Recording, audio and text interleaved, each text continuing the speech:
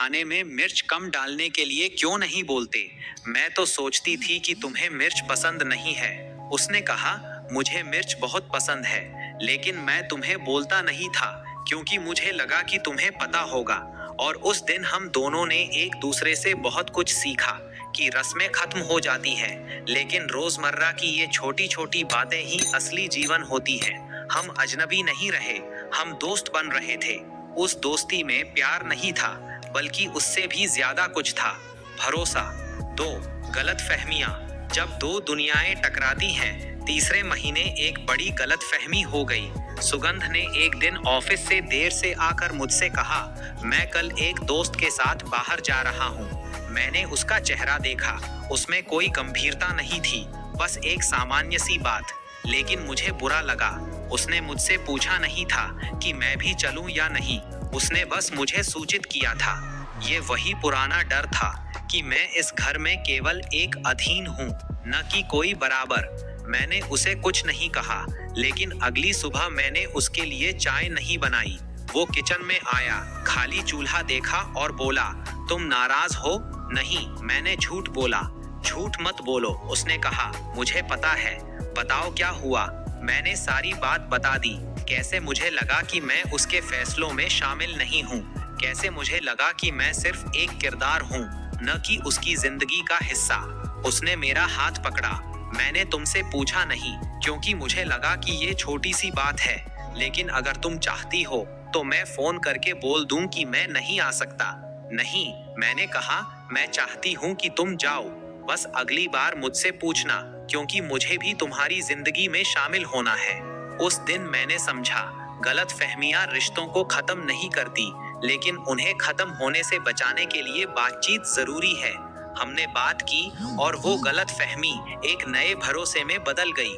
3 छोटी छोटी खुशियां। धीरे धीरे हमने अपनी दुनिया बसानी शुरू कर दी। सुगंध मुझे उसके पसंदीदा गाने सुनाता, वे गाने जो उसने कभी किसी को नहीं सुनाए थे। मैं उसे पुरानी यादें बताती, मेरी स्कूल की दोस्तें, मेरे पापा का मुझे स्कूल छोड़ने आना, मेरी माँ का गुस्सा। हम अपने बचपन के उन पलों को एक दूसरे को सौंप रहे थे, जैसे कोई बच्चा अपना सबसे कीमती खिलौना किसी दोस्त को देता है। एक शाम बारिश हो रही थी। मैंने उसे याद दिलाया, तुम्हें बरसात पसंद है ना? हम दोनों बालकनी में खड़े होकर बारिश देखने लगे। उसने मेरा हाथ पकड़ा और कहा, कुसुम, उस पहले दिन जब मैंने तुम्हें देखा था तो मुझे लगा था कि शायद ये एक गलती है, किसी अजनबी से शादी करना, लेकिन आज मुझे लगता है कि ये शायद मेरी जिंदगी का सबसे सही फैसला है। मुझे उसके शब्दों पर यकीन नहीं हुआ, लेकिन मैंने उसकी तरफ देखा। उसकी आंखों में झूठ नहीं था, वो सच कह रहा था। और मुझे उस वक्त लगा, शायद हम रस्मों से प्यार नहीं करते, लेकिन उन रस्मों के बाद जो रिश्ता बनता है वो सब कुछ संभव बना सकता है।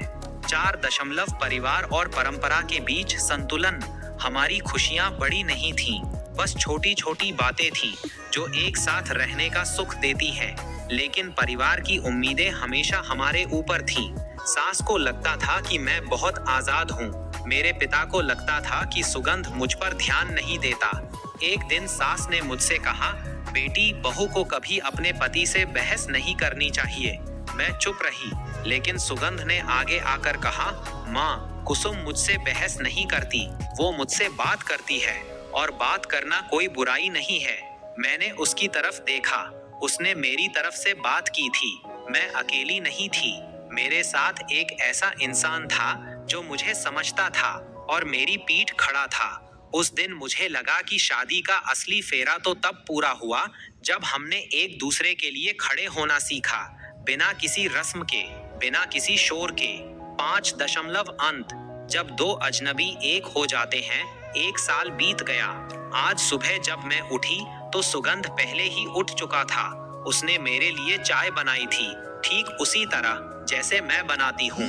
उसके हाथ जले हुए थे, लेकिन वो मुस्कुरा रहा था।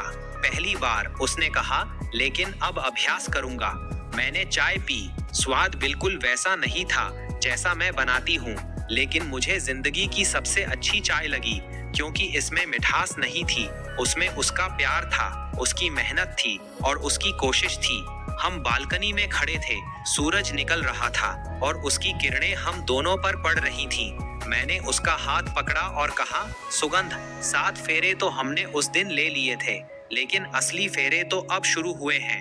हर दिन, हर सुबह, हर गलतफहमी, हर खुशी, और मुझे लगता है हम ये 7 फेरे सैकड़ों बार लेंगे, एक दूसरे के साथ, एक दूसरे के लिए।